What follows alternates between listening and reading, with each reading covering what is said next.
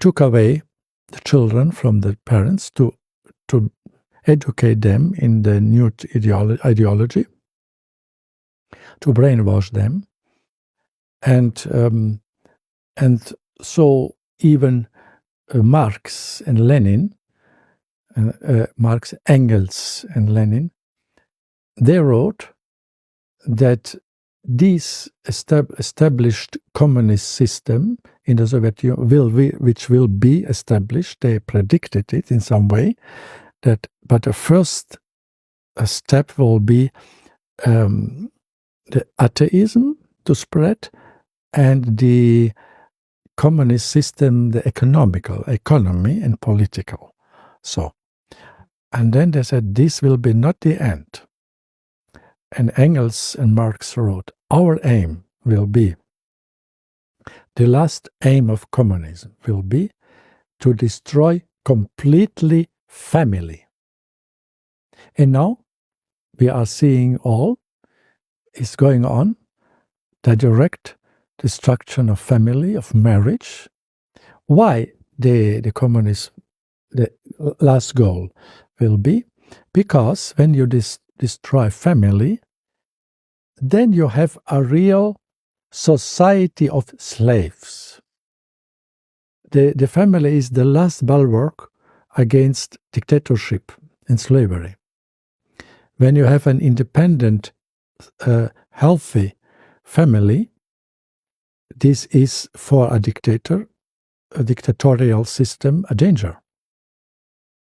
And so, destroying family, marriage, this is for the dictators the best method to have an entire society of slaves.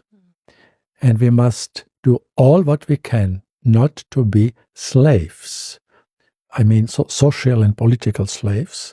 And then, of course, maybe we will speak also of the spiritual slaves. This is the slavery of sin, to be slaves of the devil and of the sin. You know, I had sort of an unusual journey to the Catholic faith, and I went through politics, and it's funny to realize all of these stops. I did arrive as one of the last destinations, one of the last stops. I realized exactly what you're speaking about. I went, oh, the left, because I was kind of looking at this, didn't see the big picture, which really, you know, God versus Satan. But I would always say the left, if you really want to understand the chaos of everything that's going on, what connects it all, it actually isn't chaotic. It's methodical, and it's an attack on the family. You know, looking at why they're trying to pull parents away from their children. You're looking at why they're pushing these themes of transgenderism and, you know, these kids going through these procedures, which would render them unable to produce families into the future. Virtually everything, even climate change, which has become something of its own religion, they encourage these kids. They say, well, you know, the planet's not going to be here in 10 years, so it would be selfish for you to have a family. And these kids speak about how they're going to be responsible and not have kids when they get older.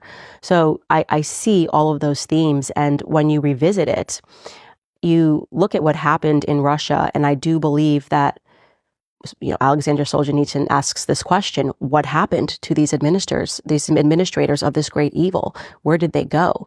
They had a certain bloodlust for evil that is difficult to describe, and we don't learn about it in America. We have all of these motion pictures making us emotional about different points in history, but they skip over this glaring, obvious, and I really do believe, you know, the Bolshevik Revolution, it was just a certain kind of evil that was unmatched throughout history.